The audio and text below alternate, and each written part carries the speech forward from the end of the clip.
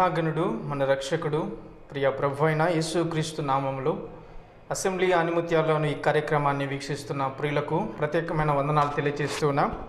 మరొకసారి మీతో దేవుని వాక్యాన్ని పంచుకోవటానికి ప్రభు ఇచ్చిన అవకాశాన్ని బట్టి దేవుని స్తుతిస్తూ మీ అందరికీ హృదయపూర్వకమైన వందనాలు తెలియజేస్తూ ఈ దినపు సందేశం కొరకై ప్రత్యేకమైన వాక్య ధ్యానాన్ని మనం చేసుకుందాం. బైబిల్ గ్రంథాన్ని తెరచి లూకాసు వార్త 18వ అధ్యాయం, లూకాసు వార్త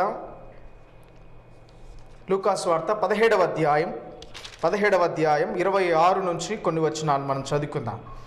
నోవహు దినములలో జరిగినట్టు మనుష్య కుమారుని దినములలోనూ జరుగును. నోవహు ఓడలోనికి వెళ్ళిన దినము వరకు జనులు తినుచు త్రాగుచు పెండ్లాడుచు పెండ్లికీయబడుచు ఉండిరి. అంతలో జలప్రలయం వచ్చి వారందరినీ నాశనము చేశాను. లోతు దినములలో జరిగినట్టునో జరుగును. జనులు తినుచు త్రాగుచు కొనుచు అమ్ముచు నారు నాటుచు ఇండ్లు కట్టుచు నుండిరి. అయితే లోతు సొదొమ విడిచిపోయిన దినమున ఆకాశము నుండి అగ్ని గంధకములు కురిసి వారందరినీ నాశనము చేశాను. ఆ ప్రకారమే మనుష్య కుమారుడు ప్రత్యక్షమగు దినమున జరుగును. చదవబడిన ఈ వచన భాగం దేవుడు మన వెనుకడిలో దీవించి మన కొరకు ఆశీర్వదించి అందించును గాక. చదవబడిన ఈ వచన భాగంలో ముగ్గురు వ్యక్తులు మనకు కనిపిస్తూ ఉన్నారు. ఒకటి లోతు, రెండవది నోవహు, మూడవది లోతు భార్య. నోవహు ఆత్మ సంబంధి, లోతు శరీర సంబంధి, లోతు భార్య ప్రకృతి సంబంధి. ప్రకృతిని అనగా లోక సంబంధమైన విషయాలలో ప్రాముఖ్యత ఇవ్వడానికి దాన్ని ప్రకృతి సంబంధులు అంటారు. 27వ వచనంలో ఒక మాట వ్రాయబడి ఉంది. నోవహు ఓడలోనికి వెళ్ళిన దినము వరకు జనులు తినుచు త్రాగుచు పెండ్లాడుచు పెండ్లికి ఇవ్వబడుచు నుండిరి. అంతలో జలప్రలయం వచ్చి వారందరినీ నాశనము చేశాను అని వ్రాయబడింది. ప్రియులారా, లోతు జీవితాన్ని మనం జ్ఞాపకం చేసుకున్నప్పుడు నోవహు ఆత్మ సంబంధి, లోతు లోక లేదా శరీర సంబంధి, లోతు భార్య ప్రకృతి సంబంధి. దేవుని వాక్యాన్ని మనం చూస్తూ ఉండగా లోతుకు పరిచర్య గురించినటువంటి పరిచర్య చేయాలన్న ఆలోచన ఉంది. లోతు కూడా నీతిమంతుడు అని వ్రాయబడింది. కానీ లోతు ఆత్మీయమైన లోతు లేనివాడు. లోతుకు పరిచర్య వరుస తెలీదు. లోతు భార్యకు పరిచర్య మనస్సు తెలియదు. నోవహు మాత్రమే దేవుడు తనకు ఆజ్ఞాపించింది యావత్తు చేసెను అని ఆదికాండం 6వ అధ్యాయంలో మనం చూస్తాం. నోవహుతో దేవుడు ఏం చెప్పాడో అది అక్షరాలుగా నెరవేర్చినట్లుగా మనం చూస్తున్నాం. చివరి దినాల్లో మనం జీవిస్తూ ఉండగా నోవహు దినములలో నోవహు దినములలో జరిగినట్టు మనుష్య కుమారుని దినములలోనూ జరుగును అని వ్రాయబడింది. నోవహు దినాల్లో ఏమి జరిగింది? జనులు తినుచు త్రాగుచూ ఉన్నారు, పెండ్లాడుచు పెండ్లికి ఇవ్వబడుచు ఉన్నారు. అంతలో జలప్రలయం వచ్చి నాశనం వచ్చేసింది. లోతు దినాల్లో జనులు తినుచు త్రాగుచు కొనుచు అమ్ముచు నారు నాటుచు ఇండ్లు కట్టుచు ఉన్నారు. అయితే అలాగుననే మనుష్య కుమారుని దినములలో నేడు మన దినాల్లో కూడా జరుగును అని వ్రాయబడింది. నోవహు దినాల్లో నోటిలో నీళ్లు పడేంత వరకు దేవుని వైపు చూడలేకపోయారు ప్రజలు. లోతు దినాలలో కూడా దేవుడు అగ్ని గంధకాలతో భూమిని నాశనం చేసేంత వరకు ప్రజలు దేవుని వైపు చూడలేకపోయారు. నేడు మనుష్య కుమారుని దినాలలో, యేసుక్రీస్తు దినాలలో, ఆయన సువార్త ప్రకటించబడుతున్న ఈ దినాల్లో కూడా ప్రజలు ఆకోవకు చెందిన వారుగా ఉన్నట్లు బైబిల్ గ్రంథం మనకు గుర్తు చేస్తూ ఉంది. ప్రియులారా, పరిచర్య అనేది చాలా ప్రాముఖ్యమైంది. బైబిల్ గ్రంథాన్ని తెరచి ఒక మాటను మనం జ్ఞాపకం చేసుకుందాం. మార్కు సువార్త 10వ అధ్యాయం 45వ వచనాన్ని మనం చదువుకుందాం. మార్కు సువార్త 10వ అధ్యాయం 45-46 వచనాలు. ఇక్కడ రాయబడిన మాట ఏమిటంటే, మనుష్య కుమారుడు పరిచారము చేయించుకొనుటకు రాలేదు గాని పరిచారము చేయుటకును అనేకులకు ప్రతిగా విమోచన క్రయధనముగా తన ప్రాణమును ఇచ్చుటకును వచ్చెను అని వ్రాయబడింది. తన ప్రాణమును ఇచ్చుటకు వచ్చెను అని రాయబడింది. For even the son of man came not to serve but to serve అని రాయబడింది. And to give his life as a ransom for many. చాలామందికి, అనేకులకు ప్రతిగా పరిచారం చేయడానికి వచ్చాడు కానీ పరిచారం లేదా పరిచర్య చేయించుకోవడానికి రాలేదు. దేవుని వాక్యాన్ని మనం చూస్తూ ఉండగా నేడు పరిచర్య కొరకు దేవుని సేవకులుగా చాలామంది దేవుని పరిచర్య కొరకు వస్తున్నారు. మనము పరిచర్య చేసేవారమా, పరిచారకులమా, లేదా పరిచయస్తులముగా మనం ఉన్నామా? దేవుని వాక్యాన్ని మనం ఒక్కసారి జ్ఞాపకం చేసుకోవాలి. Ministry, what is ministry? పరిచర్య అంటే ఏమిటిది? పరిచర్య గురించి మనము ఏమి ఆలోచన చేస్తూ ఉన్నాం? మనం పరిచయస్తులంగా బ్రతుకుతున్నామా, దేవుని కొరకు పరిచారకులముగా బ్రతుకుతూ ఉన్నామా? సాతాను కొన్నిసార్లు మనము పరిచయస్తులంగా కనిపిస్తూ ఉన్నాం, కానీ పరిచారకులముగా మనం ఉండాలని దేవుని వాక్యం మనకు గుర్తు చేస్తూ ఉంది. Ministry, what is ministry? పరిచర్య అవసరం. బైబిల్ గ్రంథాన్ని మనం ఒకసారి జ్ఞాపకం చేసుకుందాం. యెషయా గ్రంథం 56వ అధ్యాయం 6వ వచనాన్ని మనం చదువుకుందాం. యెషయా గ్రంథం 56వ అధ్యాయం 6వ వచనం. 56వ అధ్యాయం 6వ వచనంలో ఒక మాట రాయబడింది, విశ్రాంతి దినమున అపవిత్రపరచకుండా ఆచరించచ్చు, నా నిబంధనను ఆధారం చేసుకొనొచ్చు, యెహోవాకు దాసులై యెహోవా నామమును ప్రేమించచ్చు, ఆయనకు పరిచర్య చేయవలనని ఆయన పక్షమున చేరు అన్యులను అన్నాడు. ఆయనకు పరిచర్య చేయాలి అన్నాడు. పరిచర్య ఎవరికి చేయాలి అంటే ఆయనకు చేయాలి. మొదటగా మినిస్ట్రీ అంటు ద లార్డ్, మినిస్ట్రీ అంటు ద లార్డ్, దేవునికి పరిచర్య, యెహోవాకు పరిచర్య చేసేవారంగా మనం ఉండాలి. పరిచర్య అంటే ఏంటంటే మొదటగా దేవునికి పరిచర్య చేయాలి. అదే మనం చదువుకుంటాం. 1 సమూయేలు గ్రంథం 3వ అధ్యాయం 1వ వచనంలో ఏలి ఎదుట యెహోవాకు పరిచర్య చేస్తున్నాడు సమూయేలు. ఏలి ఎదుట యెహోవాకు పరిచర్య చేస్తున్నాడు. పెద్దల ఎదుట, సేవకుల ఎదుట దేవునికి పరిచర్య చేయాలి. ప్రియులారా, మొదటగా మనము దేవునికి పరిచర్య చేసేవారంగా ఉండాలి. మనము మన జీవితాల్లో నిజంగా పరిచర్య చేస్తూ ఉన్నామా? దేవునికి పరిచర్య చేసేవారంగా మనం ఉన్నట్లయితే మనకు క్షేమం, మనకు మేలు. ప్రియులారా, దేవుని వాక్యంలో మనం చూస్తున్నాం. అందుకే అడిగేది ఆదికాండం 6వ అధ్యాయం 9వ వచనంలో నోవహు దేవునితో నడిచినాడు. భ్రష్టుపట్టిన లోకంలో బ్రతుకుతున్నాడు కానీ దేవునికి ఇష్టమైన పని పరిచర్య చేస్తూ ఉన్నాడు. పరిచర్య దేవుడు మెచ్చేటట్లుగా, దేవునికి ఇష్టం వచ్చినట్లుగా, ఆయన నచ్చే విధంగా మనం దేవుని పని చేసేవారంగా ఉండాలి. అందుకే దేవుని వాక్యం మనతో మాట్లాడుతుంది, దేవునితో నడవడమే దేవునికి పరిచర్య చేయటం. ఏలి ఎదుట యెహోవాకు పరిచర్య చేస్తున్నాడు సమూయేలు, దేవుని ఎదుట పరిచర్య చేస్తూ ఉన్నాడు. దేవునితో నడవడమే యెహోవాకు పరిచర్య. పరిశుద్ధంగా బ్రతకడమే, దేవుని కొరకు యథార్థంగా, నమ్మకంగా, విశ్వాసంగా జీవించడమే దేవుని కొరకు పరిచర్య చేయటం. ప్రియులారా, ఈరోజు మనం దేవునితో నడిచేవారితో నడుస్తూ ఉన్నామా? మనతో నడిచేవారితో మనం నడుస్తున్నామా? కొన్నిసార్లు మనుషులతో నడుస్తూ ఉన్నాం, బంధువులని నడుస్తూ ఉన్నాం, కొన్నిసార్లు పెద్దవారిని నడుస్తున్నాం, కానీ దేవునితో నడవలేకపోతూ ఉన్నాం. ప్రియులారా, దేవునితో నడవడం మనకెంతైనా భాగ్యం. ప్రియులారా, పర్సనల్ రిలేషన్షిప్ విత్ గాడ్, దేవునితో వ్యక్తిగతమైన సంబంధం మనకు ఉండాలి. దేవునితో మనం నడిచేవారంగా ఉండాలి. అందుకే నాడు నోవహు దినములలో జరిగినట్లు, భ్రష్టుపట్టిన దినాల్లో కూడా, వ్యభిచారం పాపంతో మ్రగ్గిపోతున్న దినాల్లో, భ్రష్టత్వంతో ఉన్నటువంటి దినాల్లో నోవహు ఎలాగున్నాడు? నమ్మకంగా జీవించినట్లుగా మనం చూస్తూ ఉన్నాం. ప్రియులారా, మనం మన జీవితాల్లో దేవుని పరిచర్య దేవుని కొరకు ఎలాగూ చేయాలంటే, నంబర్ 1, యెహోవాకు పరిచర్య చేయాలి. యెహోవాకు పరిచర్య మనం చేయాలి. దేవునికి పరిచర్య మనం చేయలేకపోతే దాని ద్వారా ఎటువంటి ప్రయోజనం లేదు. ప్రియులారా, మన పరిచర్య దేవుడు మెచ్చేదిగా ఉండాలి.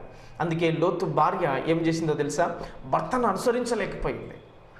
భర్త దేవుని మాటను అనుసరిస్తూ నడవడానికి ప్రయత్నం చేస్తుంటే వెనుక భార్య వెనక్కి లాగుతూ ఉంది. భర్తతో పాటు నడవలేకపోతుంది. ప్రియులారా, ఈరోజు లోకంతో నడుస్తున్నారు, ప్రజలతో నడుస్తున్నారు, కానీ దేవుని మాట ప్రకారం నడవలేకపోతున్నారు. యోబు భక్తుడు అంటాడు, నేను ఆయన అడుగుల్లో అడుగు వేసి నడిచి తిని అన్నాడు. నా స్వాభిప్రాయం కంటే దేవుని అభిప్రాయాన్ని ఎక్కువగా ఎంచి తిని అన్నాడు. ప్రియులారా, దేవుని అభిప్రాయాన్ని మనం గుర్తించే వారంగా ఉండాలి. దేవుని చిత్తాన్ని మనం గుర్తించే వారంగా ఉండాలి. కొన్నిసార్లు మన ఇష్టాలు మనం నెరవేరుస్తూ దేవుని చిత్తం, దేవుని ఇష్టం ఇదే అని మనము తెలియచేస్తూ ఉన్నాం. ఎంత అజ్ఞానం ప్రియులారా! దేవుని వాక్యంలో మనం చూస్తున్నాం. రోమాపత్రిక 12వ అధ్యాయం 2వ వచనంలో మనం చూస్తే, మీ శరీరములు ఆయనకు సమర్పించుకొనుడి అన్నాడు. ఇట్టి సేవ మీకు యుక్తమైంది అన్నాడు. మీ శరీరాలు సజీవ యాగముగా దేవునికి సమర్పించుకోవాలి అన్నాడు. దేవునికి సమర్పించుకోవాలి అన్నాడు. ప్రియులారా, మనం ఎవరైనా కానీ, బోధించేవారైనా, ప్రార్థించేవారైనా, కీర్తించేవారైనా, పాటలు పాడేవారైనా, సండే స్కూల్ టీచర్లైనా, వారు ఎవరైనా కానీ వారు చేయవలసిన పని ఏమిటి అంటే దేవునికి పని చేసేవారుగా ఉండాలి. దేవునికి పరిచర్య చేసేవారుగా ఉండాలి. దట్ ఈస్ ద మినిస్ట్రీ అంటు ద లార్డ్. అది దేవునికి పరిచర్య చేయడం, అది దేవునికి పరిచర్య. పరిచారం ముఖ్యమే, కానీ పరిశుద్ధత ప్రాముఖ్యం. ఒక భక్తుడు పాట పాడాడు, పరిచారం ముఖ్యమే కానీ పరిశుద్ధతయే ప్రాముఖ్యం. పరిశుద్ధతయే ప్రాముఖ్యం. పరిశుద్ధత మర్చిపోయిన దినాల్లో మనం ఉన్నాం. కానీ ప్రియులారా, దేవుని వాక్యం మనతో మాట్లాడుతుండగా మనం దేవుని కొరకు మనం జీవించే వారంగా ఉండాలి. నంబర్ 1, మినిస్ట్రీ అంటు ద లార్డ్, దేవునికి పరిచర్య చేయాలి. రెండవది, కొలస్సీయులకు రాసిన పత్రిక 1వ అధ్యాయం. కొలస్సీయులకు రాసిన పత్రిక 1వ అధ్యాయం చూడండి, 24వ వచనాన్ని మనం జ్ఞాపకం చేసుకుందాం.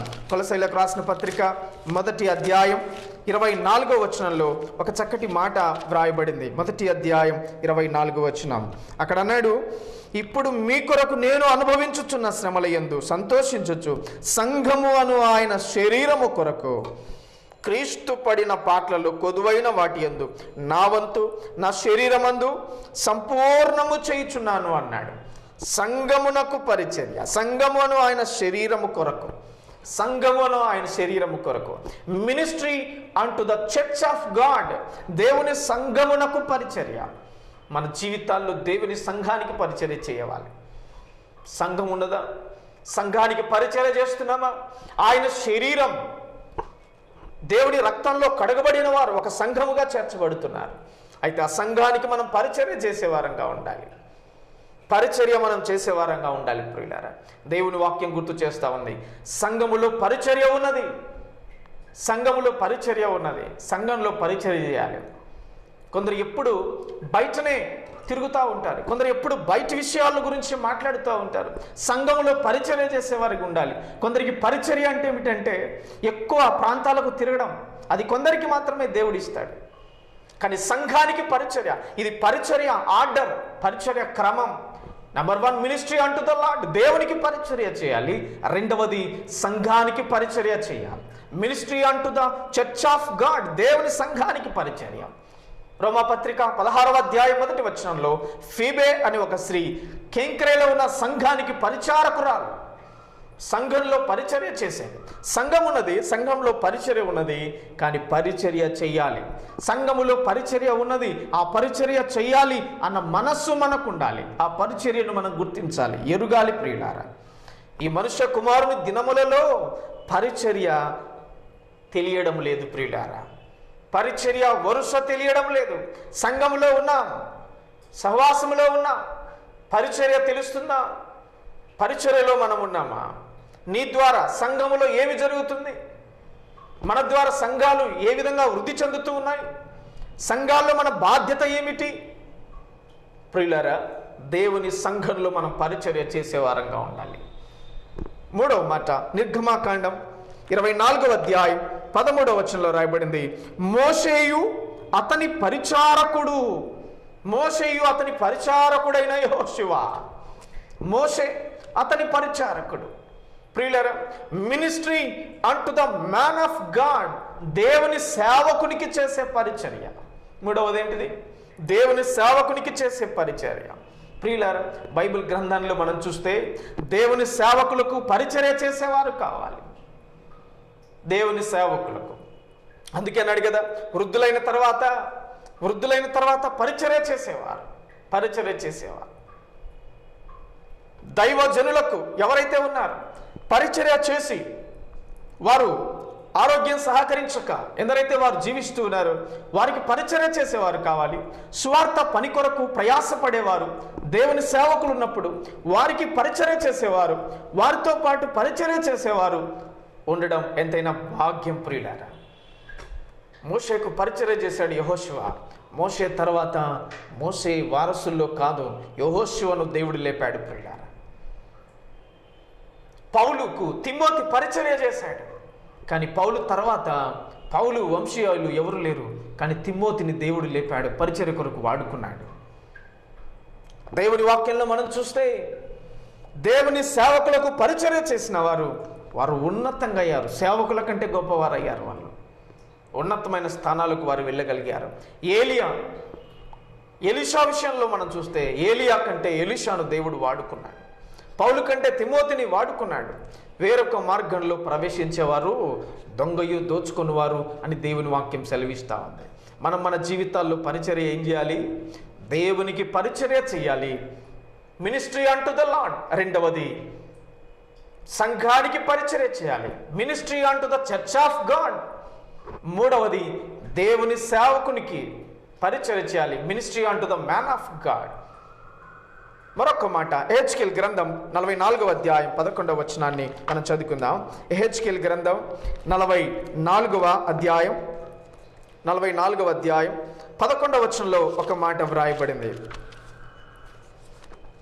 యెహెజ్కేలు గ్రంథం 44వ అధ్యాయం 11వ వచనంలో రాయబడిన మాట ఏమిటంటే, దేవుని మందిరములో పరిచర్య ఉన్నది. దేవుని మందిరంలో పరిచర్య చేయడం మనకు అవసరం, మనకు క్షేమం. అది పరిచర్య వరుస మనకు తెలియకపోతే చాలా నష్టం మనం ఎదుర్కొంటాం ప్రియులారా. కాబట్టి ఈ దినాల్లో మనము చేయవలసిన పని ఏమిటంటే, పరిచర్య చేస్తున్నాం కానీ ఆ క్రమాన్ని మనం గుర్తించే వారంగా ఉండాలి. వారు నా పరిశుద్ధ స్థలములో పరిచర్య చేయువారు, నా మందిరమునకు ద్వారపాలకులై మందిర పరిచర్య జరిగించువారు అని వ్రాయబడింది. మందిర పరిచర్య చేసేవారు కావాలి, మందిరంలో పరిచర్య చేయాలి. కొందరు మందిరాన్ని పెళ్లిళ్లకు వాడతారు, కొందరు మందిరాలను పేరంటాలకు వాడతారు, కొందరు మందిరాలను అవసరానికి వాడతారు. వాడుకునే స్థలం కాదు. కొందరు మందిరాలతో ఆడుకునేవారు కొందరు ఉన్నారు. You don't play with God, it's not your play ground. నువ్వు ఆడుకునే స్థలం కాదు దేవుని మందిరం. దేవుని మందిరంతో నువ్వు ఆడుకుంటే దేవుడు నీతో ఆడుకోవడం ప్రారంభిస్తాడు. ప్రియులారా, దేవుని వాక్యం సెలవిస్తుంది, నా మందిరమునకు ద్వారపాలకులై మందిర పరిచర్య జరిగించువారు. మందిరంలో పరిచర్య చేసేవారు కావాలి. దేవుని మందిరాల్లో పరిచర్య చేసేవారు కావాలి. ప్రియులారా, లోతుకు వరుస తెలీదు, పరిచర్య వరుస. లోతు భార్యకు మనస్సు తెలీదు. మనుష్య కుమారుని దినాలలో కూడా మనుషులకు మందిరం పట్ల మనస్సు మక్కువ లేదు, ఆలోచన లేదు, ఆ పరిచర్య భారం లేదు. In the day of the son of God, మనుష్య కుమారుని దినాలలో ప్రియులారా, అబ్రహాముకు చూడండి, లోతు చూడండి, వ్యత్యాసం చూడండి. అబ్రహాము పరిచర్య పట్ల ఎక్కడికి వెళ్ళినా బలిపీఠం కట్టేవాడు. లోతుకు పరిచర్య భారం లేదు ప్రియులారా. ఈ దినాల్లో కూడా మనం అదే చూస్తూ ఉన్నాం కదా. దేవుని వాక్యంలో మనం చూస్తూ ఉండగా హెబ్రీ పత్రిక 11వ అధ్యాయంలో రాయబడింది కదా, తెలియని వారు చాలామంది ఉన్నారు. విశ్వాసం లేకుండా ఆయనకి ఇష్టడై ఉండటం అసాధ్యం. చివరి దినాల్లో దేవునికి ఇష్టలుగా బ్రతకలేని వారుగా కనిపిస్తూ ఉన్నారు. లోతుకి మనస్సు ఉంది కానీ వరుస తెలియదు. నేటి దినాల్లో కూడా ప్రజలు అలా కనిపిస్తూ ఉన్నారు. మనలో చాలామంది కూడా లోకంలో అలాగే కనిపిస్తూ ఉన్నారు. లోకంలో చూస్తే ఒక రైతు దగ్గర, ఒక అధికారి దగ్గర కూలివానిగా ఉండడానికి ఇష్టపడుతున్నారు, కానీ దేవుని మందిరంలో తగ్గించుకొని పనిచేసేవారు కొద్దువైపోయారు. లోకంలో ఏ అధికారి కాళ్ళ దగ్గరైనా ఉండడానికి ఇష్టపడుతున్నారు, దేవుని మందిరంలో మోకరించి ప్రార్థించే వారు కొద్దువైపోయారు. ప్రియులారా, లోకంలో ఎంత పాచి పని చేయడానికైనా సిగ్గు నామోసిపడట్లేదు, కానీ దేవుని మందిరంలో ఊడవడానికి సిగ్గుపడుతున్నారు, నామోసిపడుతూ ఉన్నారు. దేవుని మందిరంలో పరిచర్య చేసేవారు కొద్దువైపోయారు. దేవుని దగ్గర గర్వంగా ఉంటున్నారు. లోకంలోనేమో చీపుగా దిక్కుమాలిన వారిగా కనిపిస్తున్నారు, కానీ యేసు ప్రభు పాదాల దగ్గరికి వచ్చేసరికి గర్వంగా, అతిశయంగా కనిపిస్తూ ఉన్నారు.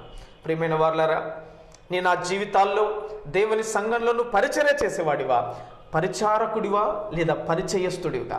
పరిచయస్తుడు ఎట్లుంటాడు? వచ్చేటప్పుడు హాయ్ అని చెప్తాడు, మందిరం నుంచి వెళ్ళేటప్పుడు బాయ్ అని చెప్తాడు.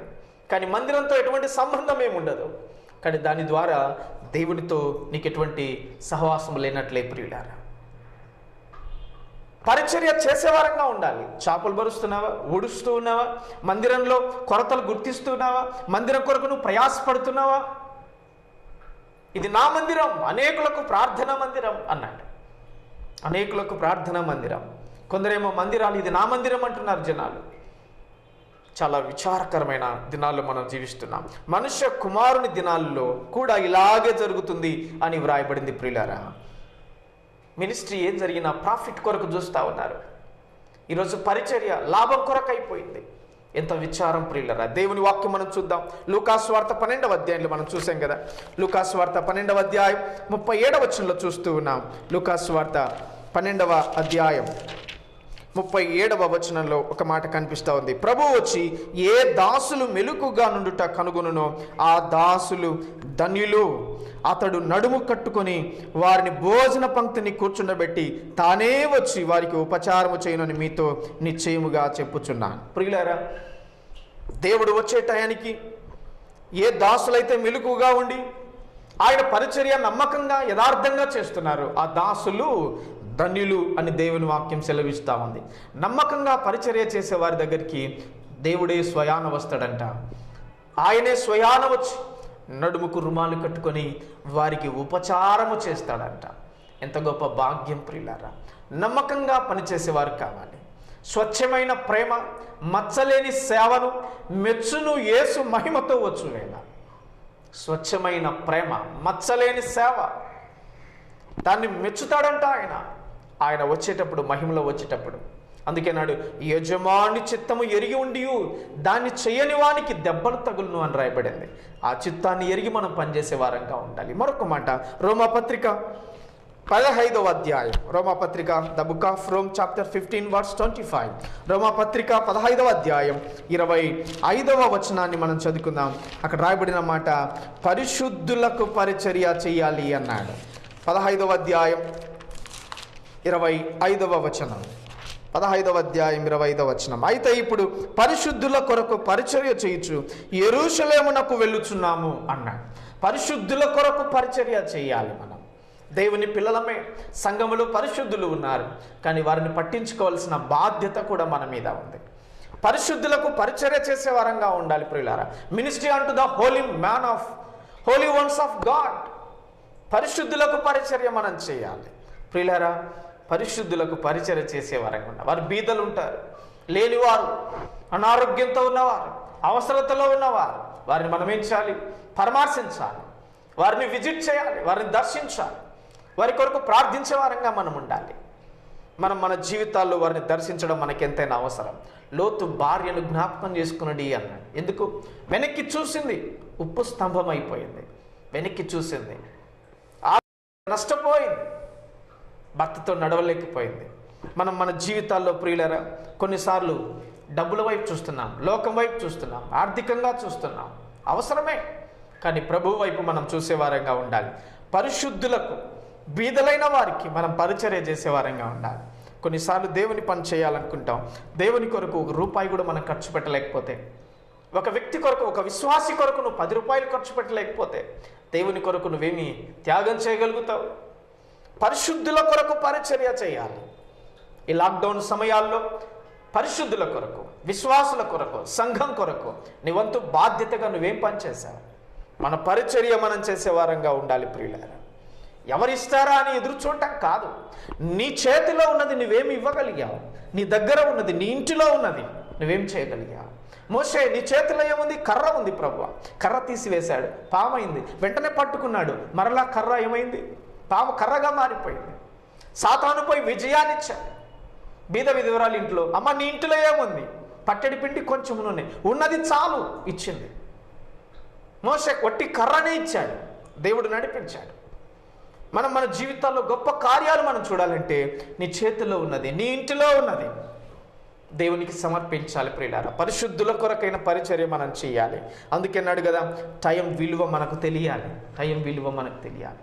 లోతేమో లోకంతో స్నేహం చేస్తున్నాడు, కానీ మనం మన జీవితాల్లో దేవునితో సహవాసం చేయాలి.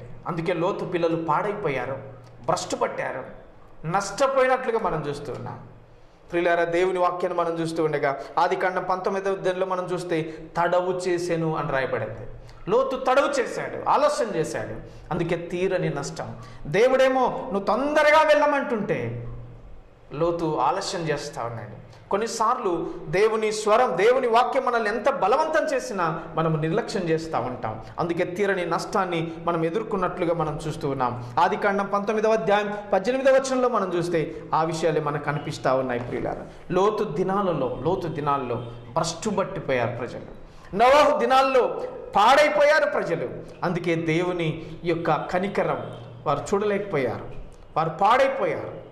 వారి జీవితాల్లో నష్టాన్ని ఎదుర్కొన్నట్లుగా మనం చూస్తున్నాం. తనను నమ్మిన వారిని దేవుడు ఎరుగుతాడంట.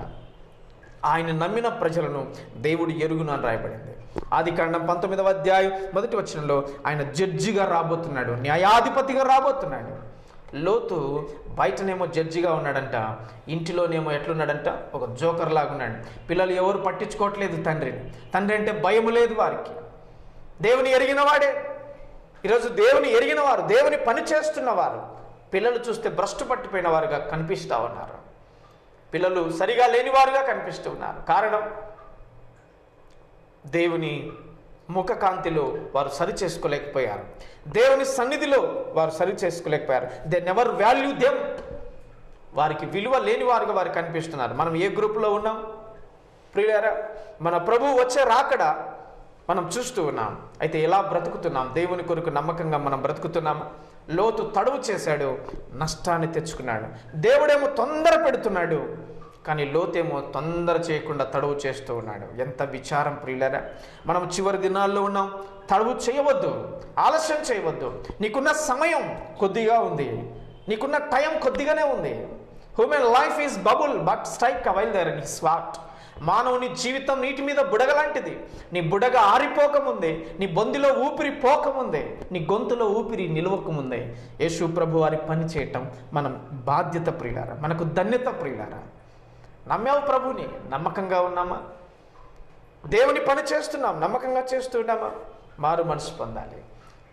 కొరింథీయులకు రాసిన మొదటి పత్రిక 6వ అధ్యాయం 31వ వచనంలో పాటల పరిచర్య ఉంది.